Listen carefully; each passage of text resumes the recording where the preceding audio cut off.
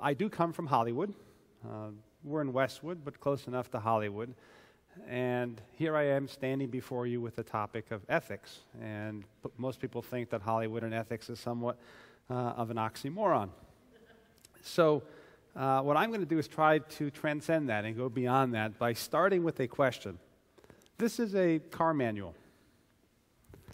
How many of you drive a car? Good start. Raise your hand if you've read the car manual. Well, raise your hand if you like your car. All right, so you have a car and you like it. It gets you from point A to point B. Have you read the car manual? Are there a lot of engineers in this crowd or something?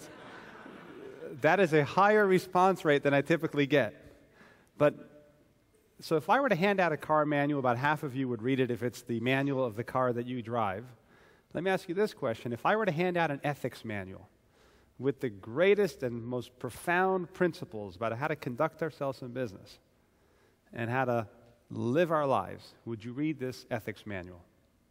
Show of hands if you'd read it as much as you'd read your car manual. Well, you see, you've just proven the point. We know at some level deep down how much it matters, and we'd rather read our car manual. The other day I was asked to give a speech on the topic of how, and I was told why I was selected.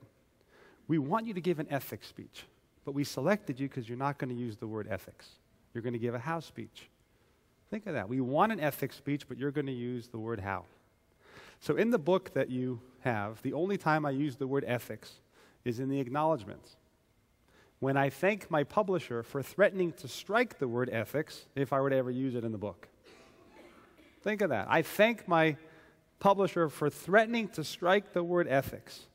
And the point is, as leaders, we have a responsibility and I believe an opportunity to find a new language, a new vernacular, and to use Jim's phrase, a new lens, a new way of looking at how we do anything we do to get ahead in the world and not just survive in this hyper-connected, hyper-transparent world, but in fact thrive.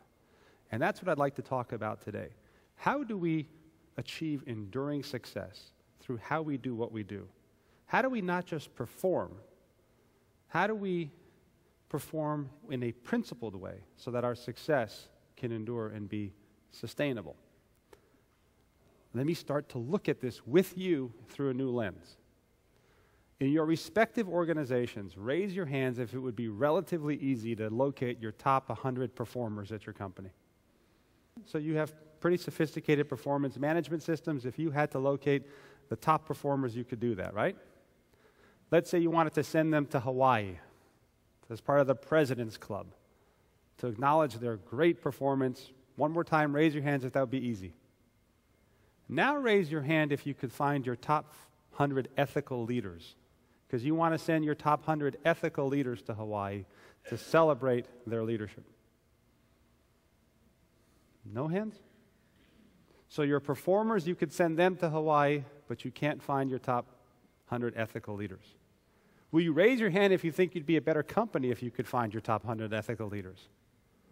If there would be agreement as to what do ethical leaders do day in, day out?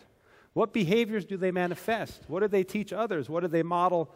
So if you could find your top 100 ethical leaders and there was agreement as to who are these people, what do they do, and how do we cascade that to the others, you'd be an even better company. Yes?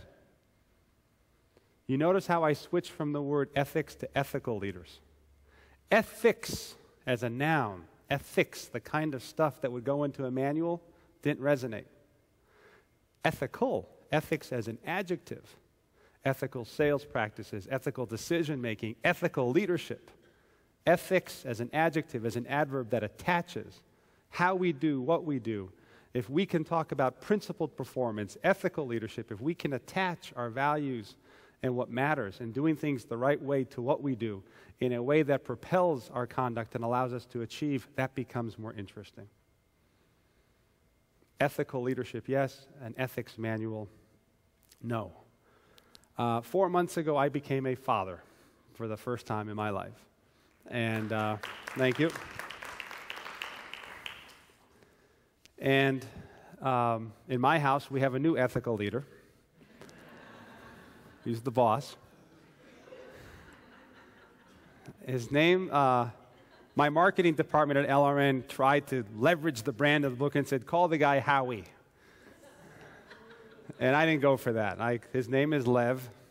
But as I think about our work, my convictions around principled performance and my passion around doing the right things the right way have been unbounded and pretty deep, and I didn't think they could get any deeper.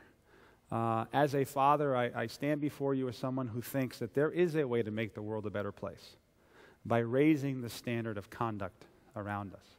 More people doing things the right way, reaching higher, and achieving not just success in business and in life, but significance. Doing things that make a difference.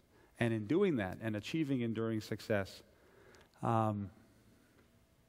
we can make the world a better place. Now, I stand here in this great city with companies that have been about significance. 3M and Deluxe and HB and Fuller and Target, and Best Buy, companies that contribute to the lives of others. This is a state and a city full of organizations that do things that matter. And they do it as capitalists. They do it as businesses. They do it in the pursuit of success, but they create things and offer services that matter.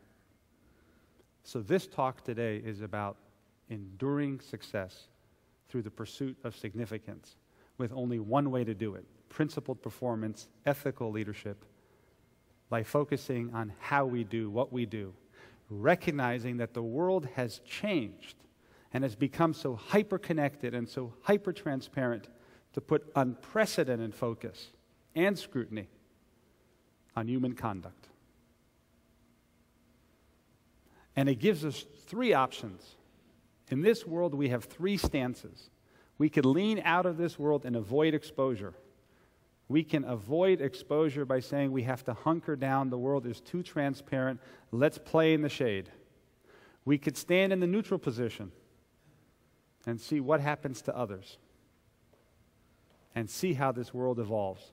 Or we can lean into this world and say, how do we turn the conditions of hyperconnectivity and hypertransparency to our advantage? How do we find new ways to thrive uniquely in a world in which nothing stays hidden? I'd like to talk about what leaning in looks like, what affirmative ethical leadership looks like in this world.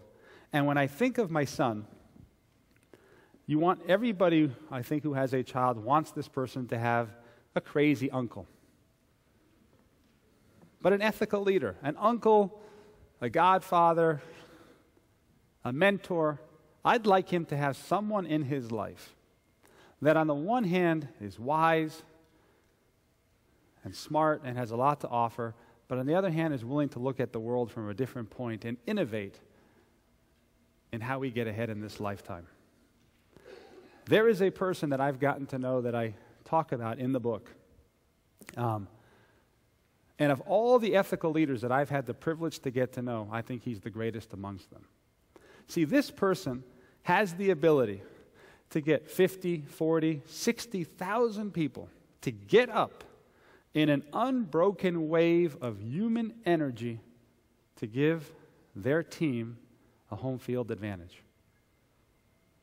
1981, Oakland A's against the Yankees, Game 3 of the American League pennant, is the first time human beings ever stood in a stadium and did a wave. Have you participated in a wave? Do you realize that somebody had a vision for that wave? There was a leader that thought this up. I am going to get 60,000 people to get up. I don't care about the guy eating popcorn, the person who's got a hot dog on his lamp. This wave is going to be so powerful that even if you came to root for the Yankees, you're going to wind up standing up with the A's because it'll go round and around and sweep you.